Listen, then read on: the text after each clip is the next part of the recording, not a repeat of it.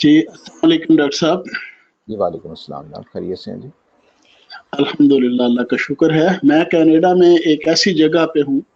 جہاں پہ اب رمضان المبارک آنے والا ہے۔ وہاں پہ سورج جو ہے وہ صبح 2:30 بجے طلوع ہو جایا کرے گا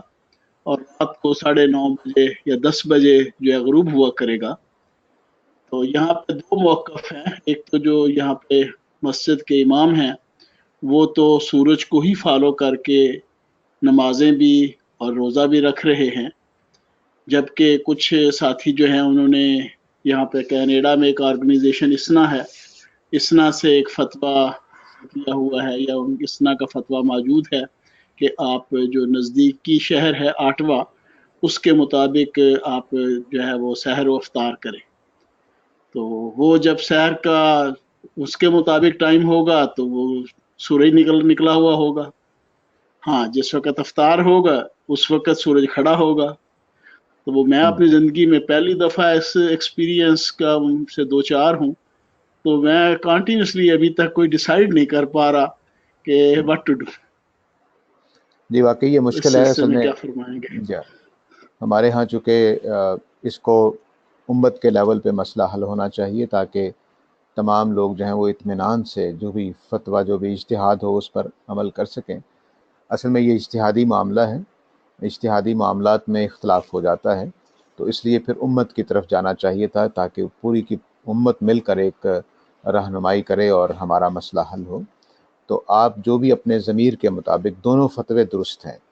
یعنی جو دوسرے قریبی شہر کے لیے کر رہے ہیں مطابق روزہ رکھ رہے ہیں وہ بھی درست فتویٰ ہے، اور جو سورج کے حساب سے چل رہے ہیں وہ اصل روزے کا حکم تو وہی ہے، اس لیے آپ کو بھی تردد پیش آ رہا ہے۔ تو اب آپ کا فیصلہ چونکہ ہماری امت کوئی مل کر فیصلہ نہیں کر رہی، تو اب یہ انفرادی معاملہ ہی رہ جائے گا۔ تو آپ اگر یہ محسوس کرتے ہیں کہ آپ وہ روزہ نہیں رکھ سکتے، آپ کے اندر وہ طاقت ہمت نہیں ہے جو سورج کے مطابق روزہ ہے، تو اب 2:30 بجے سے لے کر 9:30 بجے تک بہت لمبا روزہ ہو جائے گا، آپ کی ہمت طاقت نہیں ہے، تو آپ دوسرے فتوے پر عمل کر لیں گے جو دوسرے قریبی شہر کے لحاظ سے ہو رہا ہے۔ اور اگر آپ کے اندر ہمت طاقت ہے، جب تک ہمت طاقت ہے آپ اس پر عمل کرتے رہیں، یہ جو سورج کے ساتھ چڑھنے کا ہے، تو انشاءاللہ آپ کو 2 روزوں کا اکٹھا ثواب مل جائے گا اللہ کی طرف سے، اس میں کوئی شبہ نہیں ہے۔ لیکن بہرحال یہ نہیں میں بات کہنا چاہتا کہ آپ شہر والے فتوے کا جو دوسرے شہر کی پیروی کرنے والا ہے وہ غلط ہے، فتوے دونوں درست ہیں۔ ایک اور فتویٰ بھی دیا گیا ہے بعض ایسے ملکوں کے لیے جہاں 6 مہینے کا دن رہتا ہے،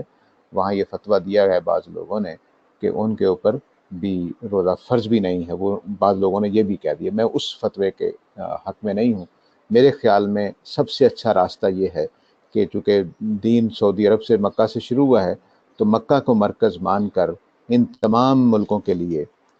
جن کا دن مکہ کے لحاظ سے ہوگا ان کا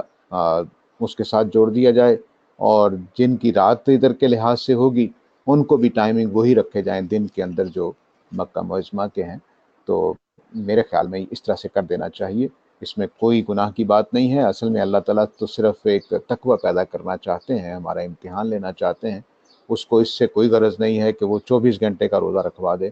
24 گھنٹے کا روزہ ہمارے دین کے اندر اگرچہ ہم کبھی کبھی رکھ لیتے ہیں، غلطی سے نہیں سحری کی تو پھر جو افطار کیا ہوتا ہے اسی کی بنیاد پہ روزہ گزار لیتے ہیں، لیکن 30 دن ایسے گزارنا